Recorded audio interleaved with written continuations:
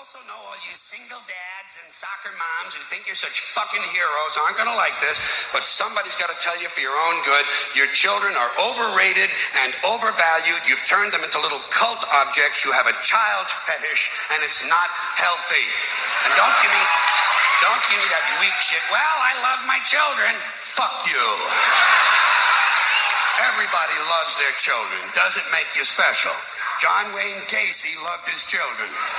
Kept them all right out in the yard near the garage.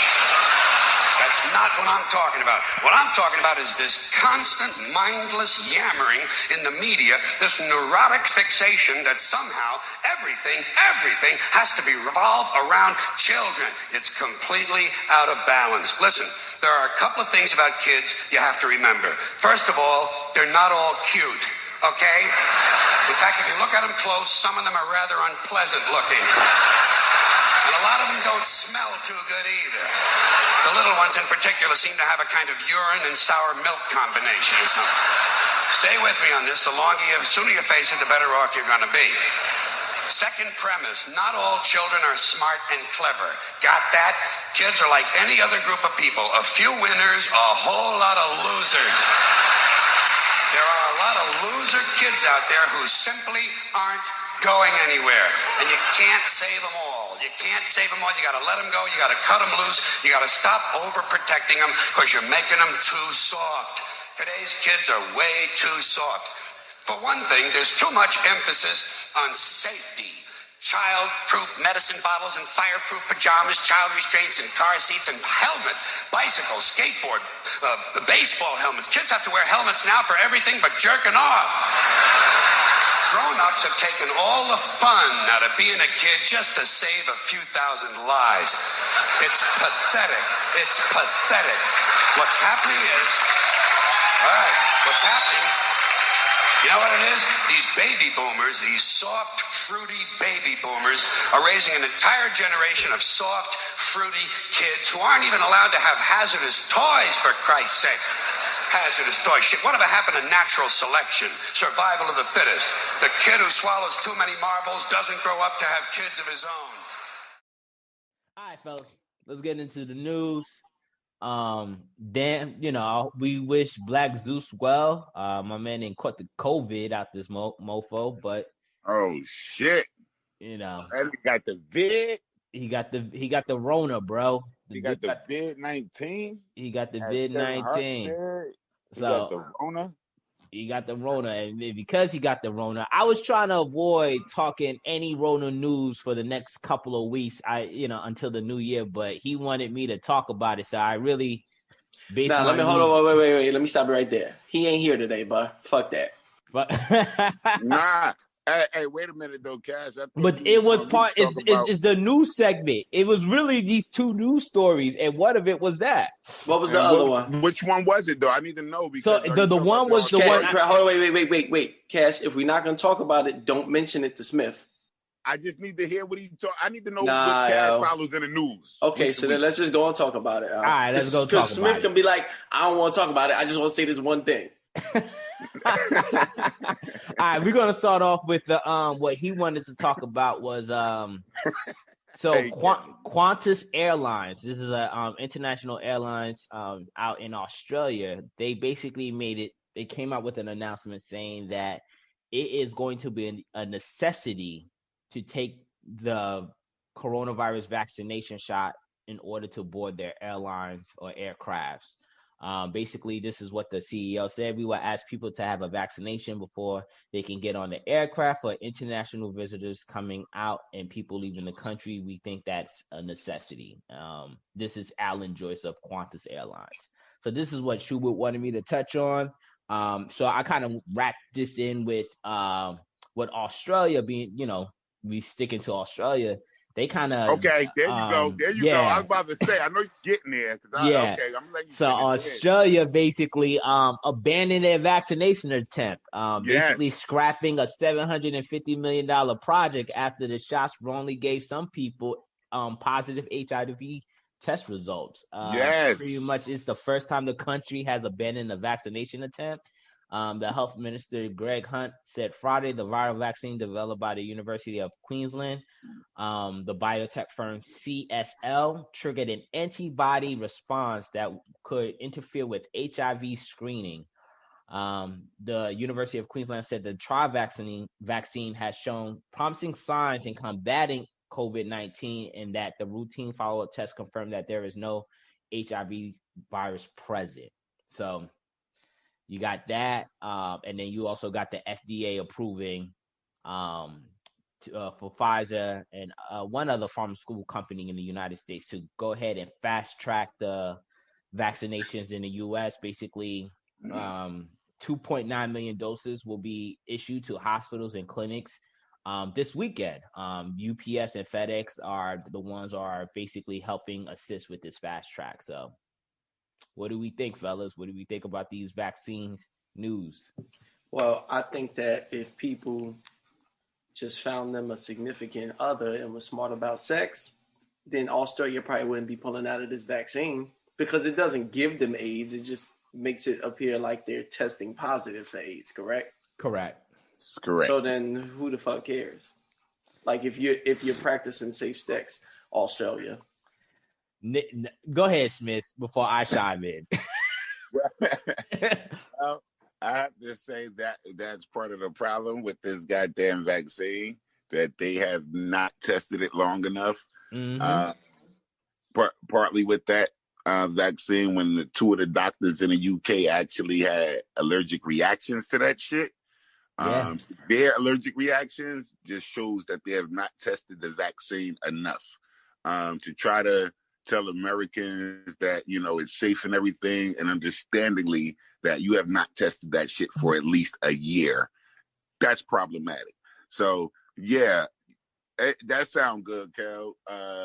Put a condom on and all that shit, but why am I taking something that's going to give me a false negative or a false positive? Like, why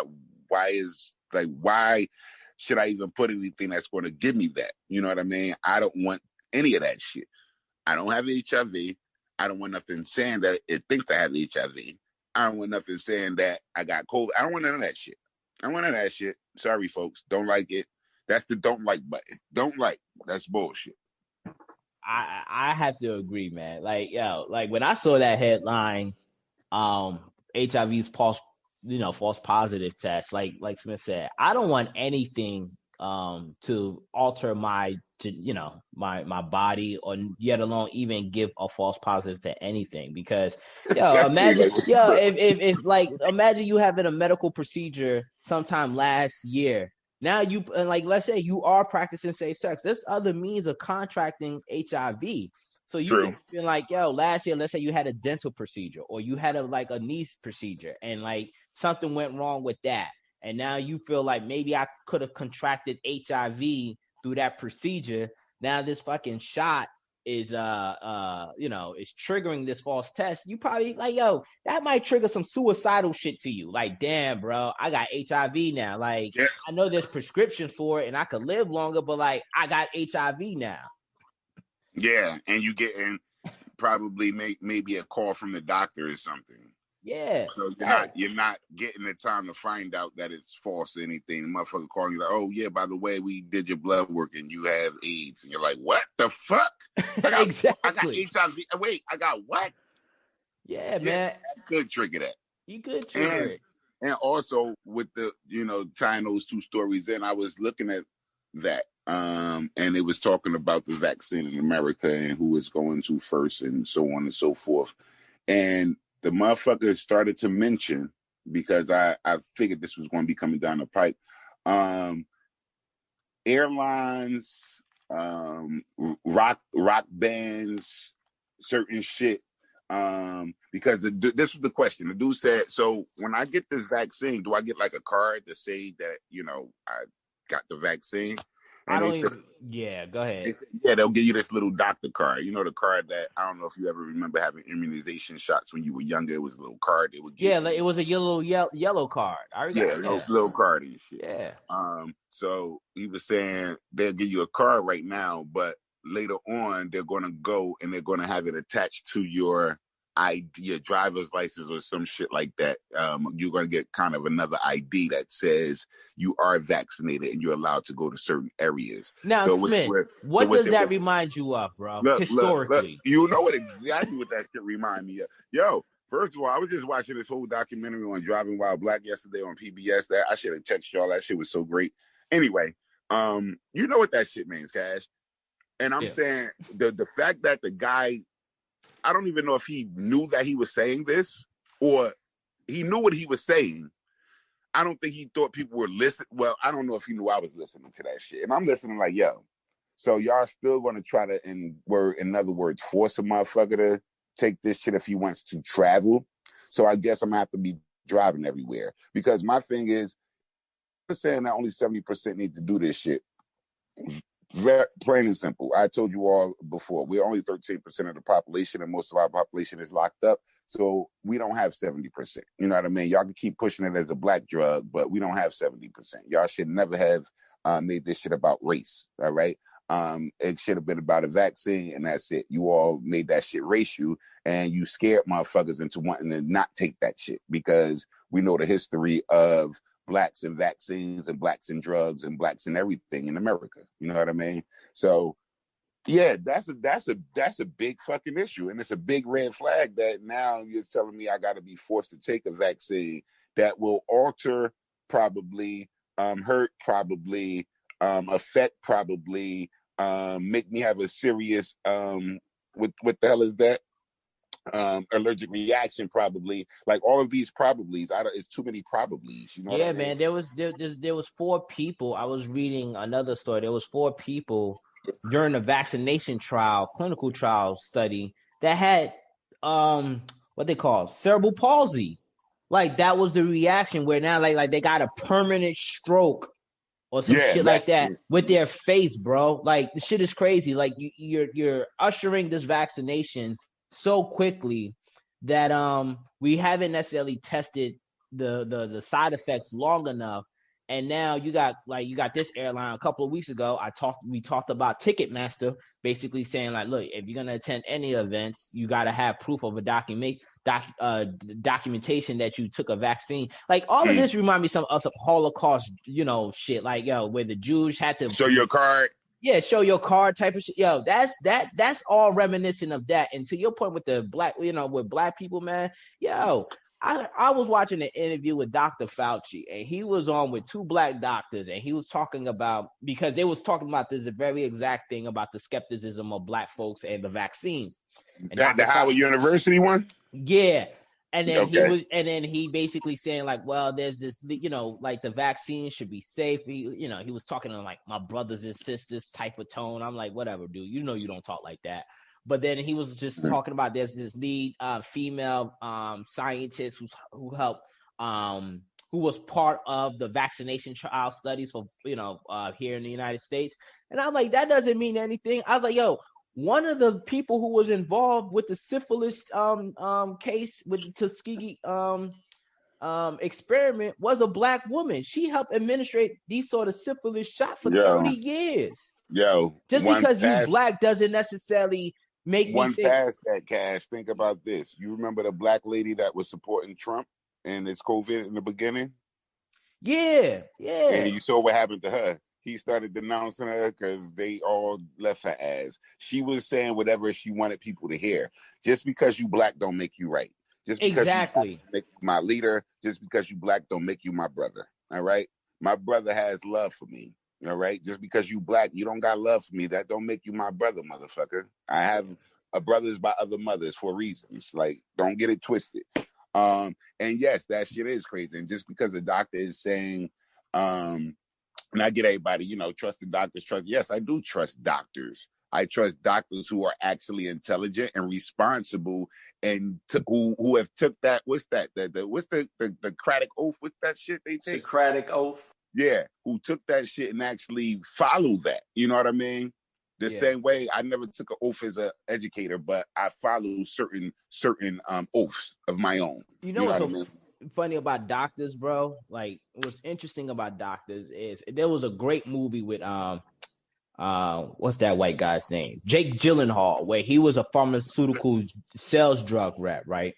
And basically, it gave you an insight of like a lot of these doctors when they be prescribing you medications and stuff like that. Yo, some of these doctors don't know the side effects or know these drugs like that. They just like, because what happens is you get the pharmaceutical companies, they pitch these drugs to the doctors, and the doctors like, oh, okay, this sounds like something I could use. But they don't necessarily do any individual solo studies themselves. So a lot of times you just get doctors that just prescribe you medication, and it's off of a hypothesis theory. Like, okay, this might not be exact, but this is what I'm being told. That this might help you, man.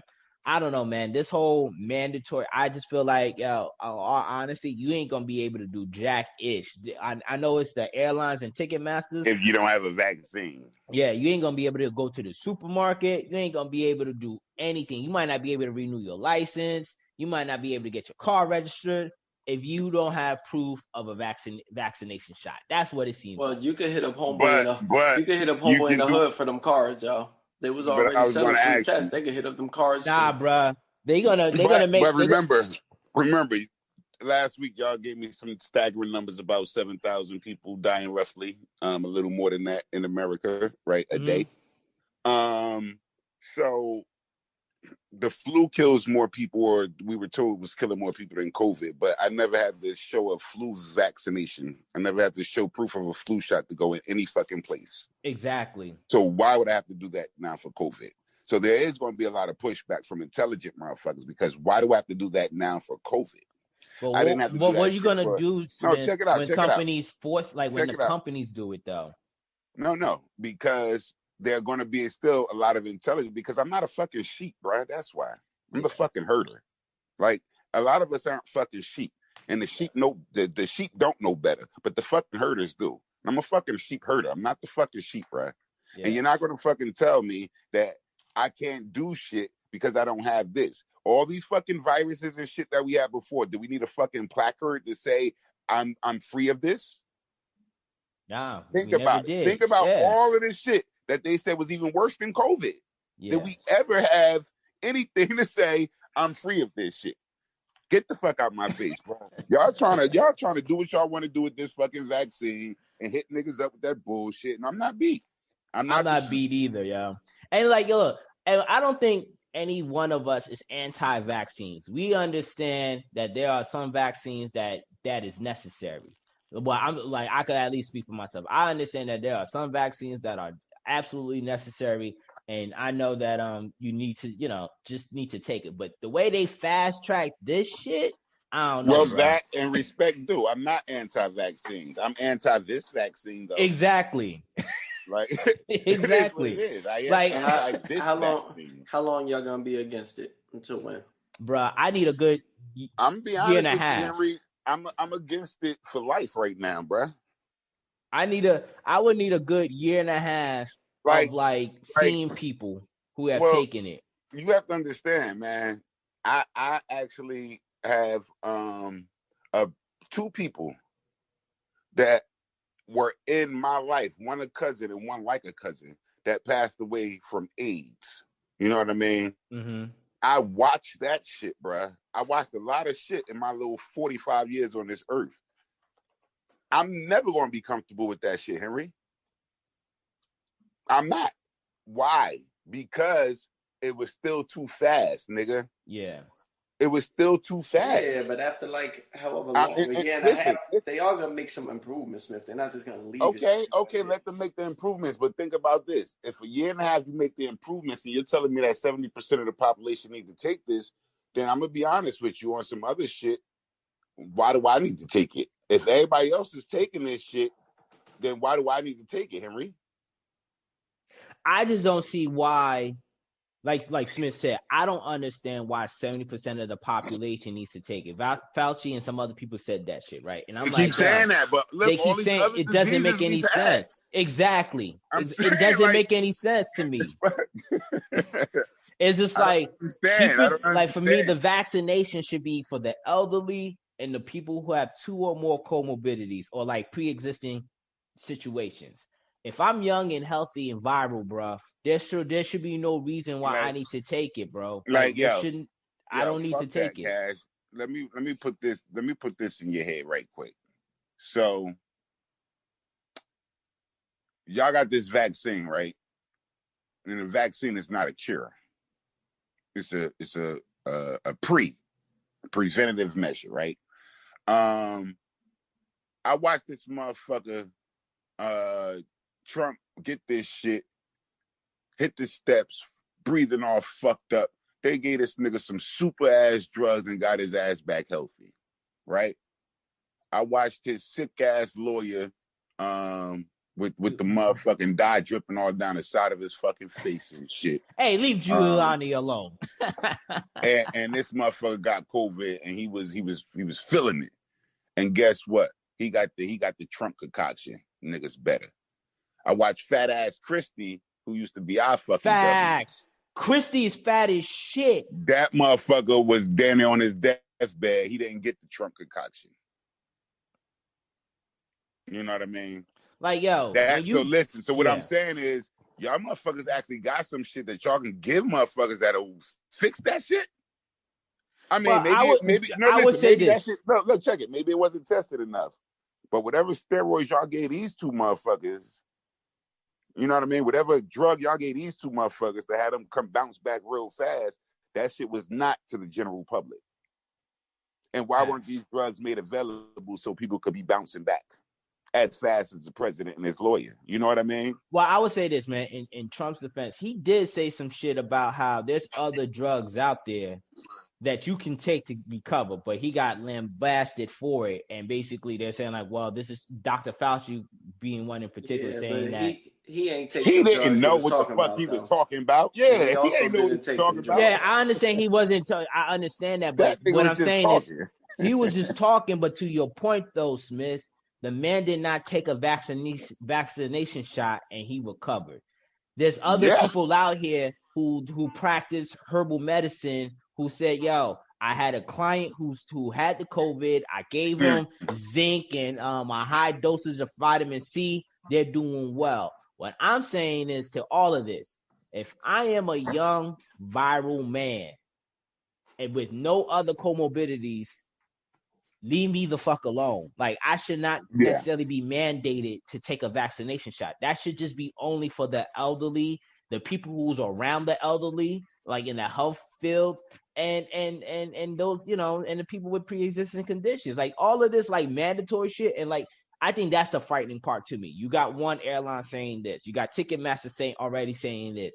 Yo, once the ball they're already setting up for the new world order, following the motherfucker like exactly. They already follow us anyway. Like, but you know what though, y'all can't be. These are just the rules of businesses. I think I'd have an issue if it's like, well, shit. I guess it all of them end up being businesses. If ShopRite is saying, oh, you can't come in unless you have a test. I mean, if that's what they're saying. Well, that's a business. Yeah, I don't think that it's really infringing until it's like you have to pay a fine as a citizen if you don't take this test. Bro, they're not going to even say a fine, bro. They're just going to basically not give you access. Yeah, and what you mean not take a fine, motherfucker? They was fining motherfuckers for not wearing a mask, bro. So what do you mean? Well, yeah, they will fine you for not taking a fucking vaccine. Yes, you will get fined, bro. What the fuck? No, what I'm saying is, what I'm saying is, I don't think they're going to even fine you in a sense of like, all right, they're going to fine you for not wearing a mask. I'm saying like, yo, they're not going to grant you access to any of this. Yeah. Exactly. They won't grant you access. It'll be like you're locked down. Yeah. You'll be locked down. Like, yo, word, you ain't take like, nah. Like, because they're going to put it in such a word. They're saying like, you have the choice not whether or not to take the vaccination, but what they're going to not say is, well, you're going to quickly find out what you can and cannot do. Yeah. That shit'll be like that sign: no shoes, no shirt, no service. Yeah. No shoes, no shirt, no vaccine, no service. Exactly. Yeah. That shit'll be like the old signs that says we only serve whites here. That shit gonna say we only serve vaccinated here. History just repeats itself. Fuck that vaccine. I ain't taking it. I don't give a fuck. That's what it is. It is what it Henry, is, man. you can take that shit. Hey, Henry. It's about to get to the point. We just gonna be walking everywhere because we ain't gonna be able to get gas. Niggas just gonna have to walk. This week, and they surveyed 2,000 firefighters in New York City, and 55% said, "Nah, they ain't taking the shot." So, you got 55% of FDNY firefighters that said, like, "Yo, I don't give a shit how quickly you can get this to us. We ain't taking the shot." So the sentiments, this country is definitely split. It's going to be an interesting next couple of weeks, next couple of months. Just give it to the people who want it. Like, that's what I'm saying. Don't make nobody. And I ain't even mad at that airline. But see, the problem is this though, Henry. The people that they don't want to give it to the people who want it. They want to force it on a race of people. That's the fucking problem, bruh. That's the thing right there. You just hit it on. Well, what's so funny is the rumor is too, for those people who are unemployed and Congress is BSing with the second stimulus. There's speculation that in order to receive, if a second stimulus is ushered out, in order to receive the stimulus, you gotta have to take the vaccination. Oh, you're gonna have people taking that. Yeah, that's the bullshit. That's gonna be some BS. Whether it is or not, people gonna take it though. Of course, because people are struggling. People are gonna take it. Yeah, people have always sold themselves short in their lives short for money. Yeah, that's going to be crazy. I'm not mad at it. This fucking history. I get it. That's what we have. We have doers and we have don'ters, motherfucker. Yeah. All right. Last bit of news. This was an interesting headline. I did send you guys the headline. So this is from the Washington Examiner. Chicago Teachers Union removes tweet claiming that the push to reopen school is rooted in sexism, racism, and misogyny. Yeah, that was... The Chicago Teacher Union has posted a number of tweets emphasizing a widening disparities in health outcomes from the coronavirus for people of color. One of their tweets called the social distancing a privilege, citing a study that showed neighborhoods which had crowded housing and had fewer people could work from home, and neighborhoods composed of predominantly people of color. So, there was a lot of backlash. Clearly, they removed the tweet saying that there's more nuance to this discussion. But how do you feel about the Chicago Teachers Union saying, like, having teachers being rushed to have in-person learning is rooted in racism, sexism, and misogyny? Go ahead above my pay grade. I don't know if it's rooted in that. Like, I just think it comes down to the whole idea, like, whether parents want to or whether they just can't for financial reasons, things to go back to work. They trying to get their kids up out the house. Yeah. So, like... Well, it goes to the study, to the stories last week where parents are saying that their kids are losing a tremendous amount of learning. I think Smith always said this. I think Smith predicted, he went against the grain in regards of what the contractors who did their analysis on how much learning school that these kids will lose. Smith said, like, F all that. I think they lost a year, half of school. So, like, I think a lot of parents are realizing their kids are falling behind academically, and they're trying to get them back into the schools. So, but the teachers are essentially against it, and this is nationwide. This is not just Chicago, but the Chicago Teachers Union just made these damning claims of racism, sexism, misogyny. I'm like, God damn. Yeah, that's what I was saying. Like, dang. Yeah, I guess they try to pull out all stops. Are these parents who are trying to get their kids back in school so that they can go back to work, or just because their kids don't have, losing out on education? Because I don't know. Like obviously they're clearly having these meetings, online Zoom meetings. The discussions are probably public for us to listen to see what the parents are claiming, what the situations are. But you guys are in the education system. You guys probably know what's going on in Newark is similar to probably what's going on in Chicago. So see, but that's what I'm saying. So the teachers get the vote. As far as and that's not to say they get the end all be all, but that's having their voice heard as well. Yeah. So it's like majority of the teachers say they don't want to come back because you do have, I don't know what percentage, but you do have a lot of them who maybe might not be in the best health, maybe might not be in the best shape. So now if you're saying that these are parents who just tired of having their kids home, fuck that. Like, it sucks. Yeah. But up until this year, like, y'all just got to take the L. The kids, unfortunately, have to take the L. Now, if y'all saying, oh, well, we got to host, so let me finish. I'm going to let you go. Oh, okay. Here's my last point. But if you're saying, like, you just want to, you have to go back to work for the household, then that's something a little different. Okay. Nah, the parts you left out, though, Henry, yeah, you got all this and you want to go and work and everything. I agree totally with you. If you just want a break because you're tired of being a parent, then suck it the fuck up, parent. They're losing out on education. I just lost that other train of thought, but they're losing out on education. The parent is the first educator. What the fuck are you doing at home, parents? What are you doing? What are you doing? Yes, you're tired. I get it. I'm tired too. Part of that going back to school shit is that teachers are also parents. They're people. So they're parents and they're people. So the same thing that you're going through is the same thing that I'm going through. Now, I also have to teach, and I have my own children as well, who are at home with me because their school is closed as well. I get it. It's all a domino effect. I get all of that. But guess what? Not as an educator, because fuck being an educator. As a father who wants better for my children, I am going to make sure that my children are educated. As a father who wants better for my children, I am going to make sure that my children are educated. Even if I don't have the means or the wherewithal to know how to educate them, I am going to find out how to educate my children as a father, because I want better for my children. I'm not going to blame society. I'm not going to blame the pandemic. I'm not going to blame the school system. I want better for my children, my children. I want better. So therefore, I am going to do what it is that I need to do for my children to be as educated as possible while I am on that watch. Wow. I need you to chop that and screw that and make that the beginning of this, brother. Well, to wrap the thoughts up around this, you guys have better you know what? insight. I'm sorry, Cash, and I just realized because you're not here.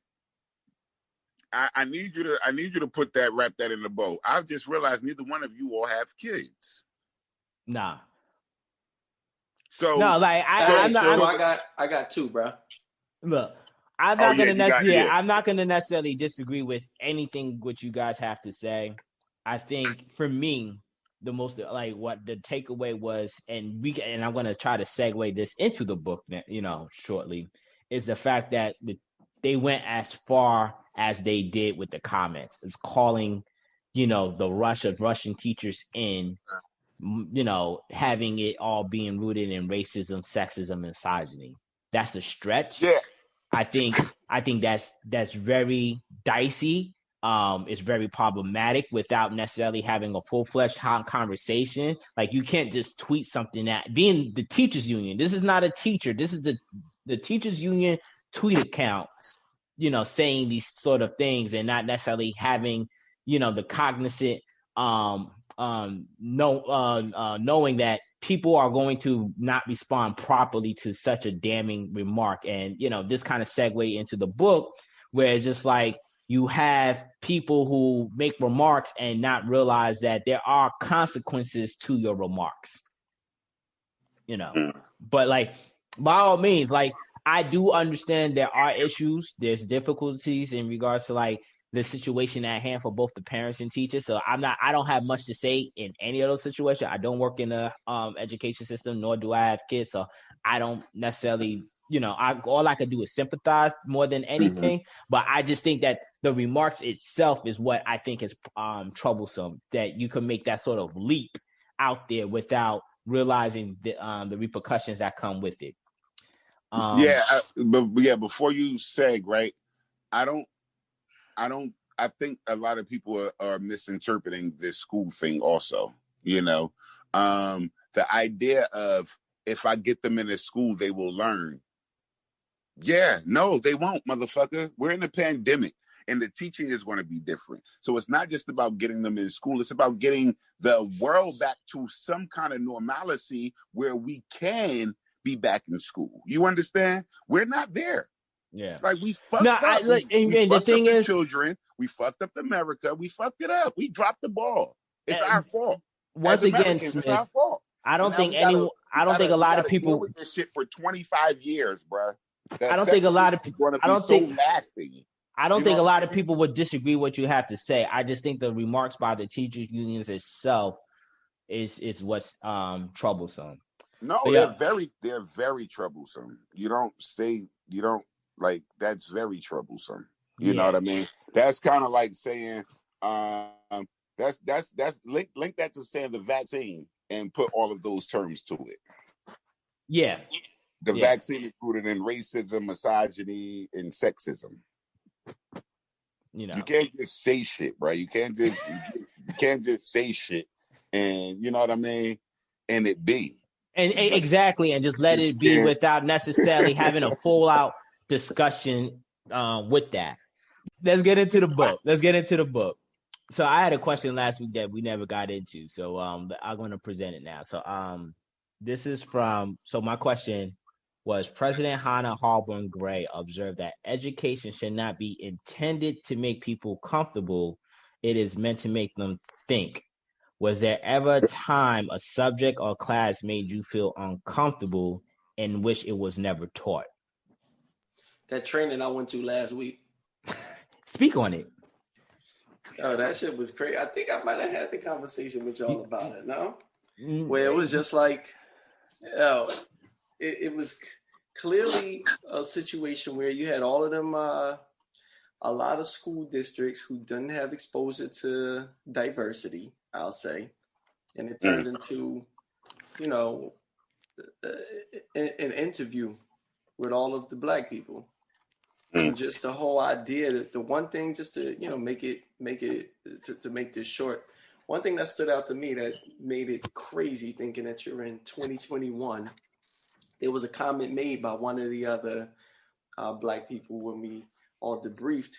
He said he was in a breakout room with a group, and this one white educator said the first time he saw a black man in a suit was at a funeral. So, I mean, that whole thing was just like straight uncomfortable. And we got training again this Thursday, and I'm about to lead with a precursor. Like, look, if it seems like it was going like how I went the last time, I'm just going to have to, maybe I won't say precursor, but I'm just going to sit there and remain silent until we actually have conversations that pertain to like the educational practices. I think that you shouldn't remain silent, Henry. I think you should put motherfuckers in their place and tell them that it's time for them to educate themselves, because that's the problem. We tend to remain silent. And what is it? What is it? Silence is, what is it, silence? Golden. No, fucking silence, Cash. Silence is, I don't know where you going with this. Silence is consent. Oh, silence is consent. Oh, yes. Yeah. Come on, man. Work with me now. Silence is consent, bro. So if you're going to be silent and I'm going to be silent and Cash going to be silent, these white people don't learn. They don't learn by being silent. You know what I mean? You have to let them know that they have stereotypes and all that shit. You have to put them in their place. And you have to say, how would they feel about that being their children if their children were in blackface? You know what I mean? You have to put them in a place, though, Henry. Fuck all that being silent shit. We've been silent. Well, let me ask Henry a question. Is it because I'm going to take a different angle? Is it because you had race fatigue conversation? Like you're just tired talking about race? Yeah, I mean, that's part of it. But it sounded like the same conversation over and over that we haven't already, and it kind of felt like, Brad, I think I might have mentioned this to you, like these white people. These people were taking notes, and then they was going to go back to their schools and spew some of the same lines that we gave to them and be looking like the star in the room. It didn't really feel like it was a conversation the way it's just like, okay, this is going to lead to change. It was like 5 black people, the rest, whatever other nationalities they were, you could tell that no black people at all had a hand in planning this training, period. So it's just like, it's just like a waste of time. So yeah, I say what I say, and then at the end of the day, you're going back to your district that has whatever makeup it has, and like I didn't really see any change coming out of it. Yeah, that's tricky because I remember like Smith will always say he went to a predominantly white school. So did Kelvin and I. We went to the same university, predominantly white liberal institution. And I think a lot of times when we have these conversations of race with our counterparts, the problem that I typically see is while it's great to have, a lot of these people resides in areas where there is no minority representation.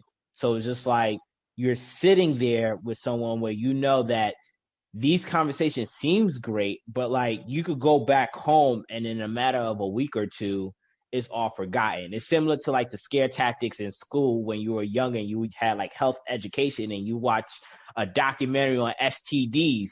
Yeah, in the moment you're afraid to have unprotected sex, but like, give it 3-4 months later, you didn't probably forgot all about what you just learned in that health ed class. So I think that's where I see where you're going, going with that, Henry, because I feel like, my company is doing that too.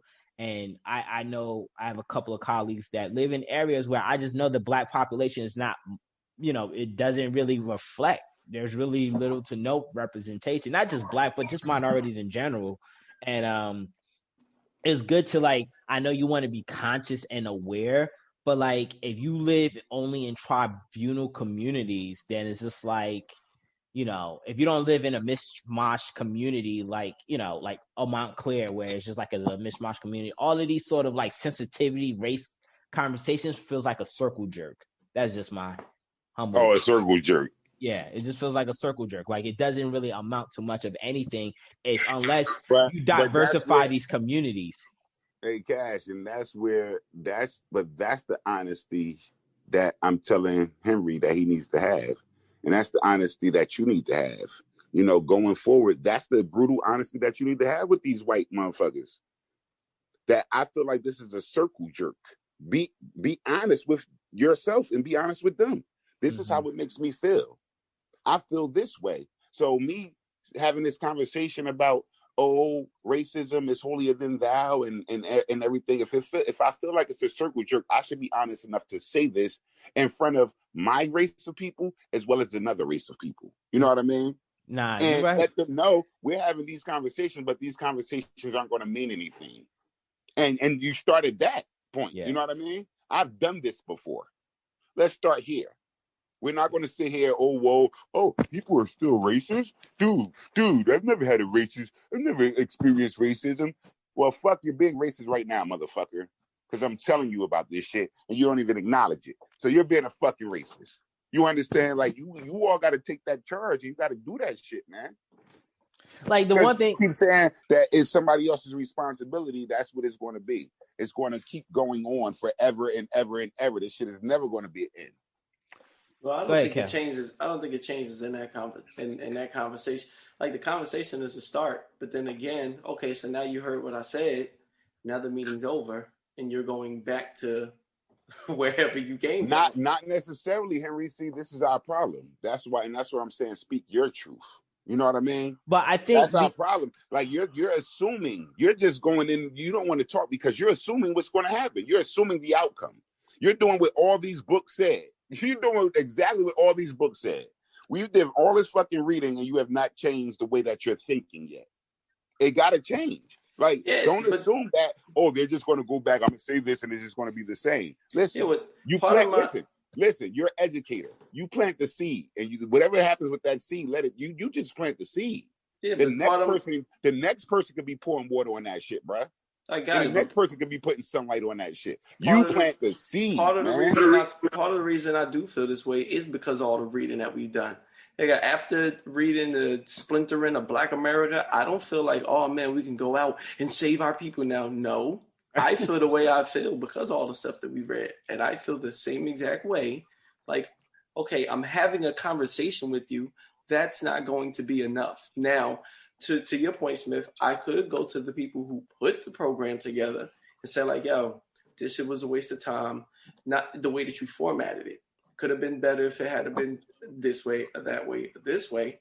And so maybe we could format it to have it done differently next time, because I noticed this is something that they probably cover each year.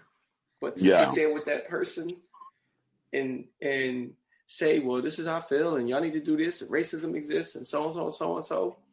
Like, I feel like that's been said before in whatever realm. I have to concur with Kel, man, because I feel like the white people who I've encountered who gets it and they about it, the one thing I've noticed, the common thread with those our white counterpart is those people live in diverse communities.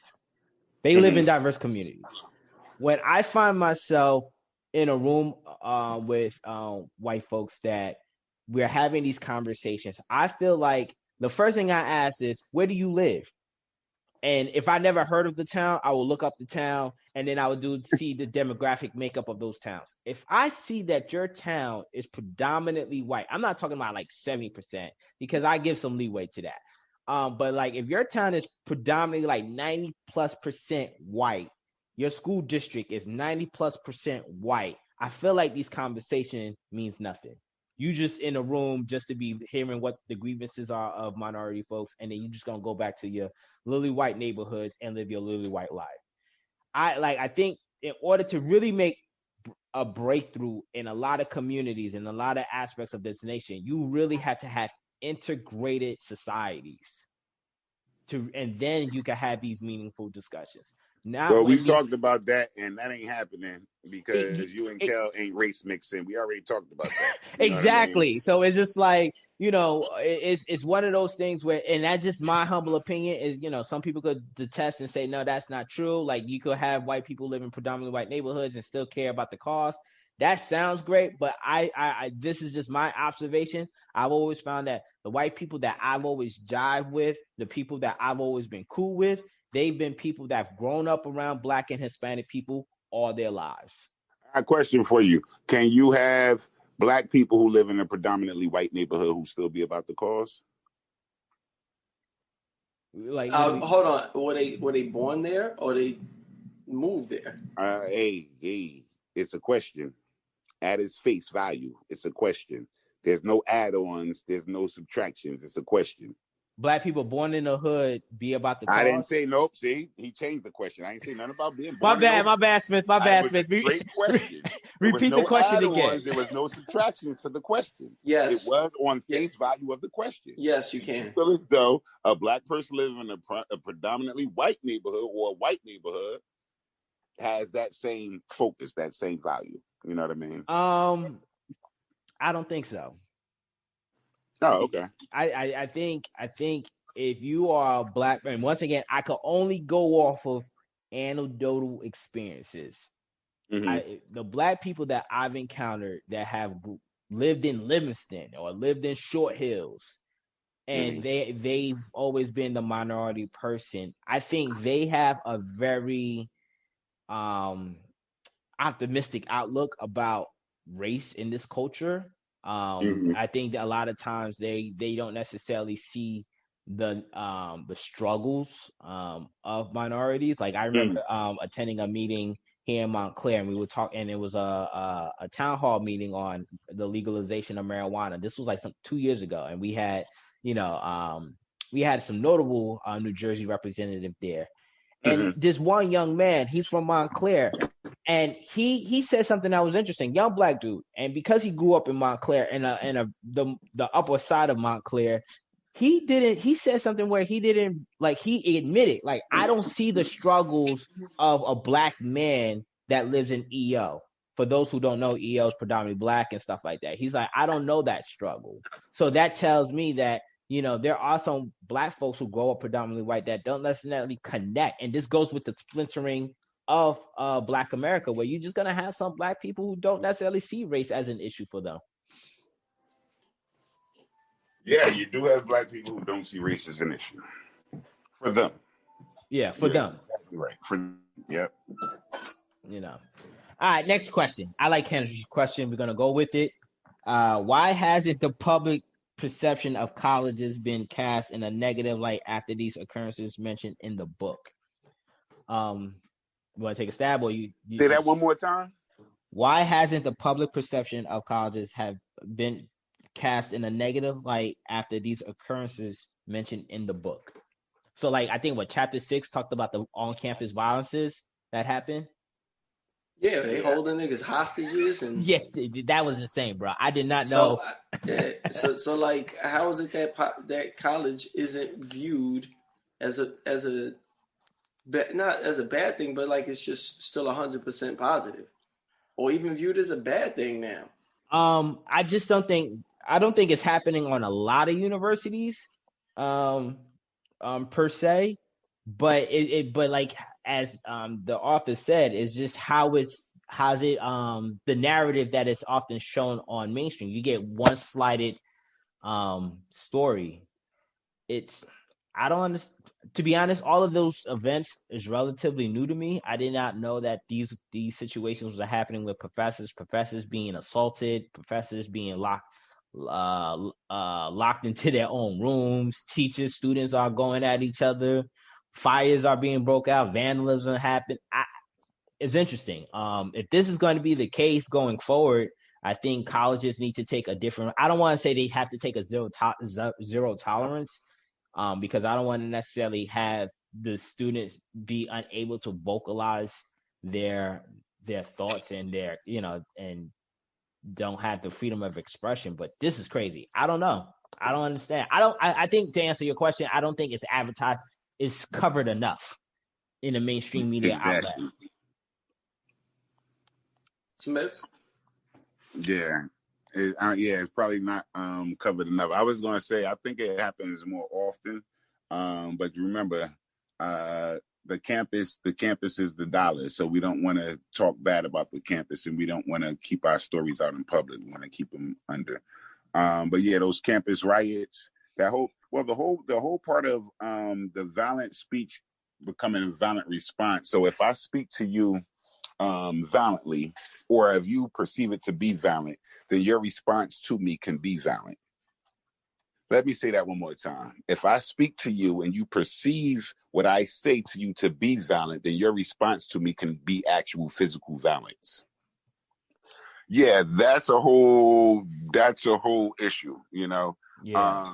Basically they don't want the students to avoid discomfort and adversity at all costs, They're going back to those 3 truths. They still want to look at it as trust your emotions over logic and reason. So because you're making me feel some kind of way, I'm going to have a violent physical response. Yo, if that's how we were taught, you know how many people I would have smacked in the face or punched in the face? You know what I mean? Like, think about this, just as far as being called the nigger, my emotional response is to be violent to you. You understand? Like, this whole premise is like some bullshit. But yeah, I thought it was pretty crazy. The fact that the idea that certain forms of speech are equivalent to violence, and that physical violence is therefore justified as a response to that shit. I can't. What's so funny, like, so they named a couple of folks, like some highly controversial folks. So I actually, during the course of the week, went to look some of these folks up, and I listened to some of their speeches. Bro, there's nothing in their speech, and this is me. Granted, I have not studied these individuals in its totality, but based on some of the speeches I've heard from Milo Yiannopoulos, Brett Weinstein, he's been on the Joe Rogan podcast. I'm a huge fan of the Joe Rogan podcast. I've listened to these people talk. Brett Weinstein, he's actually a professor, so I don't want to necessarily lump him in with the Milo controversy per se. But like, I look at it and I'm like, yo, our kids are too thin-skinned, because there's nothing in these guys' speech. I think honestly, I think the universities are smart enough not to necessarily have someone who's going to incite hate speech to the level of violence. I just think that these kids are so thin-skinned that anything that's contrary to what they believe, they just lose their shit. And I just feel like I feel like, yo, it's sad, man. I didn't like. It's crazy because like Jonathan Haidt, the author, he basically pinpoint when this transition was happening, and I feel like me and Kelvin were so fortunate to miss out on this craziness because, like, I honestly think about like would I be sucked into this sort of line of thinking, to be this ultra sensitive? But this goes into a question I have later and stuff in regards of parenting practice because. They kind of touched on it. It's just like we're just raising some soft ass kids, and it's due to social media. So I'm trying to figure out, and this is one thing that social media that I might have missed. What was their repercussions for acting this way? There wasn't any. There were none. See, like that's there the wasn't craziness any. to me. Yeah, there wasn't. And then I hate the logic. The logic of the whole argument was that the inflammatory speech can cause an emotional distress. If I'm emotional distress and it has a harmful effect on me, on my physical health, I should be able to use physical violence because of the emotional stress that your speech is causing me. So because Henry is talking right now, because you're talking, and I don't agree with what you're saying is causing me emotional distress, and I should fuck you up. I had to go from the science part, but then they straight. I mean, you can listen to it. Like, that's what it's saying though. They got straight into niggas getting stabbed. That's what I'm saying because I don't agree with you're causing me emotional distress with what you're saying. Your speech is inflammatory. It's inflaming me in the inside. And because it's causing me emotional distress, my only thing is this is the logic. Anything could be considered an act of violence. Since anything that you say to me I could take as threatening. You know what I mean? That whole premise is already set up for me to be able to be violent. And this is only acceptable on a college campus. Like, come on. It's only acceptable on a college campus. However, exactly. How are these kids? No. Yeah, however, so now this. Let me say this while I'm on this thought. I watch how the Antifa, short for the anti-fascists. I watch how I was hearing them talk about the blackout and how they wear all black and all this. I was really listening to this shit, and internalizing it as I was reading, right? And I'm saying, that same young man that they were talking about in this book, I saw him at the Black Lives Matter movement breaking windows and shit. You know what I mean? I saw him when this George Floyd protest started first going on. Yeah. Doing the all black, wearing the all black so you can't discern who they are, and then, creating chaos. On the campus, that's what they do.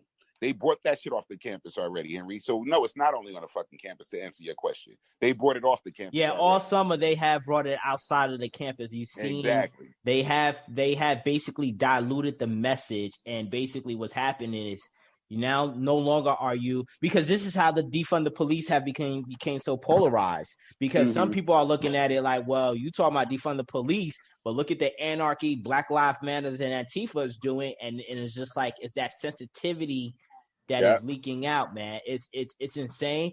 They lost me when that professor got assaulted, when she didn't suffer the concussion. I'm like, yo, this is where I felt like, to your point, Henry, I don't even understand how there was no repercussions for that. Like, a professor was assaulted. Like, that's the part that I'm saying. So now you're saying that it's okay for niggas to just go around assaulting people, kidnapping people, and then it's like, yeah, go to college. It's great. You can come. And then, like, yourself as a person, how do I say, okay, you know what? Right now I'm sitting in a cubicle. Nigga, last year I was fucking hitting niggas over the head with a metal pipe.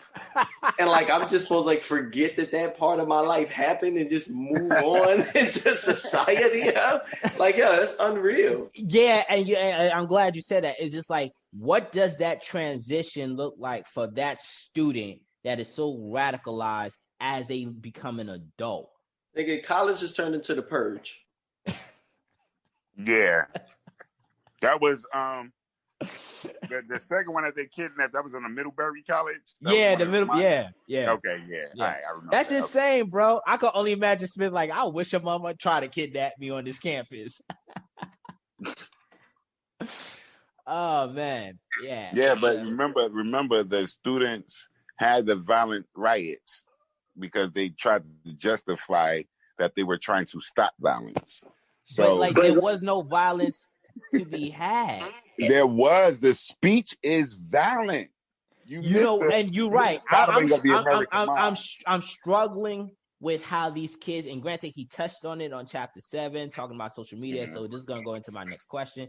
What is the best practice parents can implement for their child's social media use? Wait, before you go into that question, I'm wrapping that last part up. Yeah, go ahead. He said,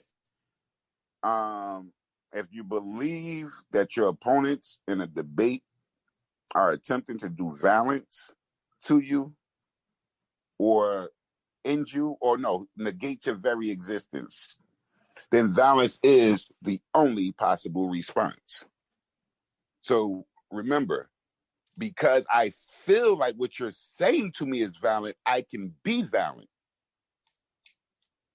I know you got a problem with that because I got a big issue with that shit. I got a problem with it. I got a big issue because that means that I could be violent to this officer. You understand? Yeah. Like I could be violent to this other because I feel like what you're saying to me a lot of times might be considered violent to me. Like I get the manner in which you're talking to me, not even what you're saying, not even just the words that you're saying, but how you're saying it. Yeah, I don't think violent. Yeah, I don't think the issue is the perception. I just think it's how you're acting on it. Mm-hmm. But that's the funny thing. Like I like to be honest, because there was the one university where it was actually a black professor. He brought on an anti-feminist or a controversial person who was basically where he was going to have a debate, and essentially it led to his resignation. I just don't think that I think that these kids are short-sighted to understand that the university is a free space where ideas should be shared and had, and not necessarily violence is being promoted. I don't think the university will full out let a neo-Nazi Aryan Brother Nation dude come on campus because they know what that is about. But like I said, I've taken the time to listen to just 3 folks that was identified in this book, to listen to what they had to say. And to be honest, man, I don't necessarily agree with some of their talking points. Some I do agree with, but like none of it really necessarily ignite me to be violent. And I can honestly say, even when I was, in my, if I was 18, 19, 20 years old on college campuses, I would still feel this way. There was nothing that happened on campus. And Kelvin and I, we had an incident on campus with our newspaper, our school newspaper. And even that didn't necessarily rile me up to want to fight somebody. It just didn't. It's just like, it is what it is. There's only words. And I think, the old adage of stick and stones might break your bones and words will never hurt you, I think that's lost. And I think, we need to institute that back and realize, these are just words, Yeah, these are just words. But they're not words in the American mind. They're not words to IGen. To IGen, they are speeches of violence.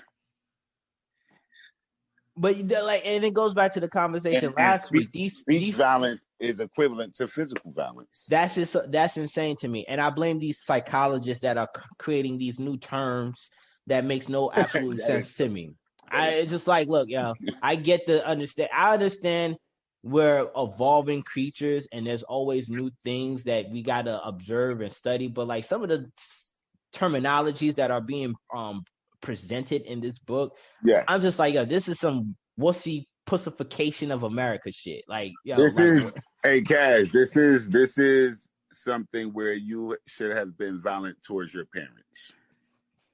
Yeah, that's what that chapter was talking about. Yeah, that I should have been violent towards my parents because my parents had speech violence towards me because they said things, and he talked about this in the book. If they tell you to clean your room and it causes you emotional distress, do you become violent? Because you don't want to clean your room, it is causing you emotional distress. If they're telling you to take out the garbage, cut that off and do this, that's causing you emotional distress. Do you act on it? Do you become violent because you're being told to do something? You know what I mean? Or even altering the way, like let's say you go to see a therapist, and the therapist is trying to get to the root of your problem. That's what therapy is, right? They're saying like, there's certain things there's certain probing questions therapists should not ask because these are microaggressions. What? Yeah. That's insane to me. Like, what do you mean? Like, yo, the job of the therapist is to ask those difficult questions to see how you're going to respond and understand why you're responding this way. I don't give a shit if it's a microaggression. That's the whole point. This is insane, man. But anyway, next question. So chapter 7, he started talking about where he thinks the root, he hypothesized with some study where he thinks the root of the problem is. Was like really social media. Young ladies are seeing significant spikes of depression. Not so much with the fellas, even though the fellas are committing higher acts of suicide, they're just not seeing the level of depression that young ladies are seeing. So the question is, what is the best practice parents can implement for their child's social media usage? Of what age are we talking? It's up to you. I'm not what do you think? How would you go about it if you were a parent? No social media until like junior year of high school, maybe Damn. senior year. What do they need social media for? What does a kid need social media for? Yeah, answer that, Jazz. Unless it's COVID, and then there's no other. I mean, even if it's COVID, like you could still talk to your friends on the phone. So what does a kid need social media for? You're not advertising anything. I don't even think they need that shit, bro. No social media till you're 18. Like colleges aren't looking at it. High schools aren't looking at it. Like, they are negatively to make sure that you're not posting saying. Anything negative on. Yeah. Unless you're a high Division I, D2 athlete, then you could hire somebody to put a social media page for you. So you get exposure. Even then, I'm against it. We don't need it. I don't even think adults. Well, I mean, unless you're in a business. Unless you own a business, what do adults need social media for? But you still need someone to be a consumer of social media in order to see your business being advertised on social media. Yeah, so if I need that's good. That was good, Cash. That was good.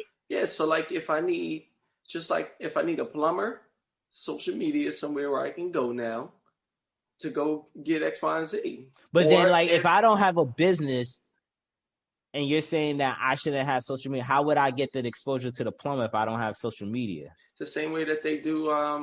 What's the website that you go to hire plumbers and contractors or whatever? Do that. I go to Thumbtack, Craigslist. That's what I'm saying. Okay, cool. So Facebook has that entity, or even look at my man Kevin. But you said that there's no reason for an adult to have social media outside of having a business. So like you're saying, so how would I get that exposure to that business? If I don't run a business, how would I get that exposure to that person if I don't have social media?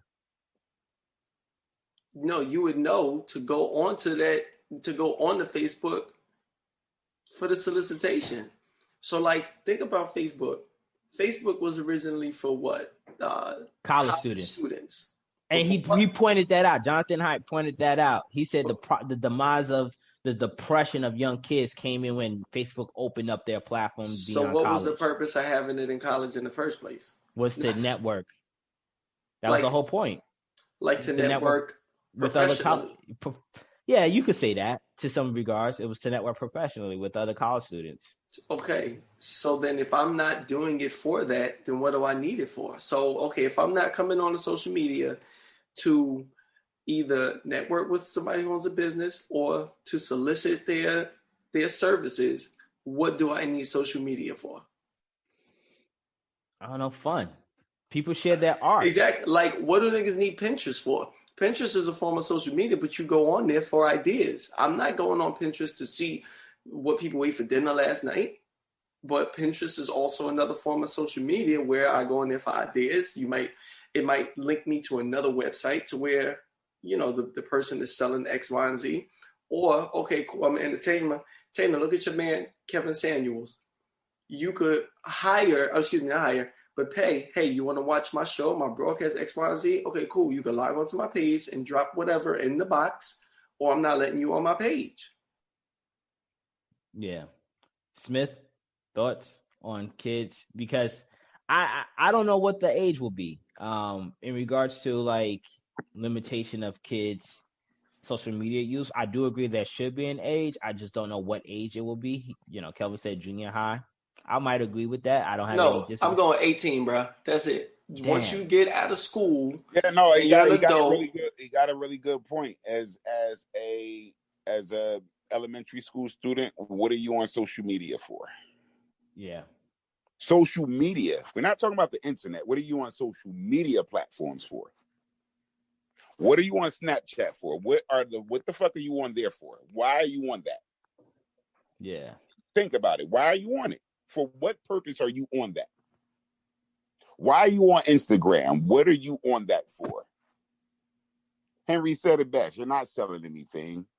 You're just looking and peering into people's lives. You know what I mean? Read a fucking book if you want to peer into people's lives, motherfucker. Like, the purpose of social media is what? And Henry, no, I don't. I got an Instagram. I got a picture with Henry up there and Leverage. That's the only picture on there. I got a Facebook. I got a picture of me. That's the only picture on there. That's just so you know that it's me. I don't utilize social media like that. You know what I mean? I don't like it to utilize it like that. I'm still one that I want to pick up the phone and say, hey, what's up, guys? How you doing today? Yeah. I don't want you to text me, hey, what's up? How you doing today? Because although you think that's talking to me, that's not talking to me. You know what I mean? It's just texting me. It is what it is. It's not talking. Text is a form of communication. Cool, whatever. But yeah, I think 18 is like about a good age. What are you on social media for? What do you need it for? What is your purpose for being on social media? Majority of these adults are on social media for nothing. That's what I'm saying. Like, what are you on there for? You on? All right, hey, Kaz, you on there so you can take pictures of your sneakers and shit? Or are you on there so you can take pictures of what you're about to eat? Like, what are you on there for? Just to play devil's advocate, because I agree. Like, I don't use social media to the extent I used to use social media in my early 20s. In my early 20s, I used social media. Now it's like, I'm not. You use social media to hook up with somebody, motherfucker, because you just said it. That's what social media is for. That's what I used to use it for. But I would say this. There are some kids, though, who have made lucrative lifestyles for themselves and their family based on social media. But granted, I do realize that's not the majority. The majority of these kids are leisurely using social media. There's not a lot of kids out here, taking advantage of it from an economic standpoint. You're right. In regards to so basically, what are you doing with your kids, Smith? In regards to guys, social media. Let me say this, guys. They're not on social media, but let me say this, guys. You got kids. You got kids, right? And you got kids that is on social media playing with toys. Mm-hmm. So you're gonna have a kid watch another kid play with toys, and you have this toy in your fucking house, but you're watching him have fun with the toy, and you won't play with your own fucking toy. No, you don't need no fucking social media, bruh. What the fuck you need that for? Why are you watching Cash play and you're not playing? So I'm enjoying watching Cash play and have fun, but I'm not playing. I'm not engaging or interacting with anything. But you can say that about sports. We're watching grown men play basketball and football, but we're not playing basketball and football. Not true. Not true. But the analogy still holds. This is the other part. Listen, not true, and this is the other part of that. The other part is you probably have played that before. You know what I mean? You watch for different reasons as you get older. You can't put me in the same age as a 5-year-old, bruh. I'm seasoned. I'm grown. You can't put me in the same age as a 12-year-old, bruh. You know what I mean? They don't need that shit. I know why I'm watching sports. You know what I mean? I know why I'm watching other people play a sport. I know the entertainment value, and I understand you say, well, that's what they want to do. They want to be entertained. You want to be entertained by watching another child play with a toy that you have?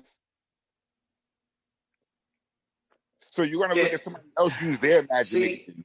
I'm you're not okay. going to use your own imagination? See, I'm okay if y'all want to sit there and watch other kids play from the entertainment standpoint, or you want to go and watch a movie or whatever. I don't think y'all should be taking pictures, posting pictures, talking to other, other people. Like that's where it draws the line. Like Y'all don't need to be doing any of that. And again, okay, cool.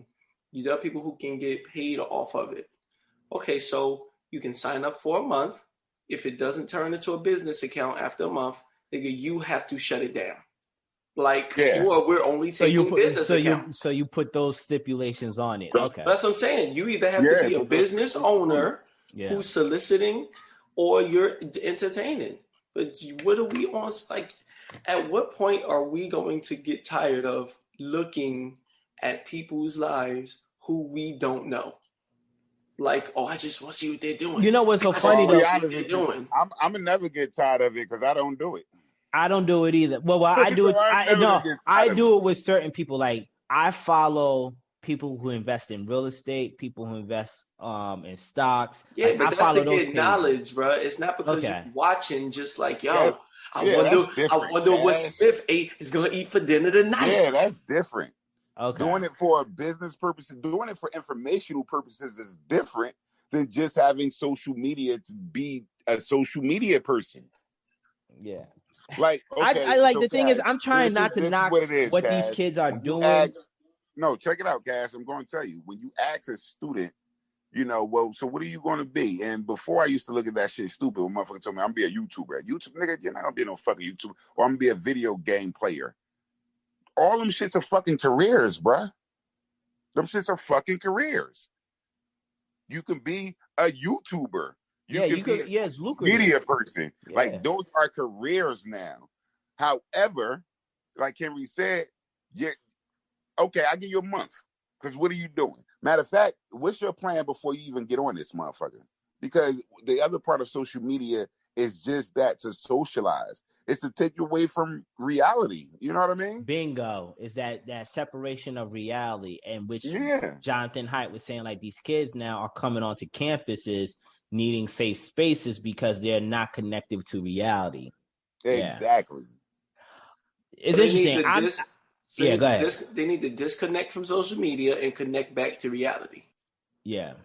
Yo, you talk about people are having seriously getting physical ailments because of social media. That's insane to me. And that's why I asked. I'm saying, y'all talk about y'all getting cyberbullied. I said, yo, you gonna sit on there and let somebody bully you on the fucking internet? How fucking dumb are you? Like, the fuck, man? Yeah, man. It's crazy. It's called log off. It's called go somewhere and don't go back on. Internet. Like, the fuck is, like, it's called cut it down, shut it off. But we get so caught up in this social media, you know what I mean? Like, and most kids only want to have social media because another kid has social media. And that's what I want to touch on, Smith, briefly. It's just the socialization of that shit. It's just like, I don't know, because I'm not a parent. So it's just like, what are the pressures that kids are facing? If you like, let's say you're a parent and you have these strict rules about your kids not having a social media presence. Mm-hmm. Are you understanding or sympathetic to the kid, the pressures that your child might be facing if they don't have a social media presence? Yo, you're just left out of the loop when you're not at school. That's it. Nigga, you'll get caught up tomorrow. Hey. I got a question for you, Kaz. What's up? Because you said you had hard times growing up. So when you went to school and all your friends had these certain kind of sneakers and you couldn't get them, what happened? Motherfucker, you still took your ass to school. I did. Yeah, you're right. I went to school. You still took your punk ass to school. All it did was whatever. Say what they gonna say. It is what it is. Yeah, but it made you strong. It made you who you are, bro. Fuck you talking about. You're right. Because whatever jokes they had, all it does is it made me sharpen my jokes, my crack. It just made you sharpen your jokes. That's all. It's going to be what it's going to be.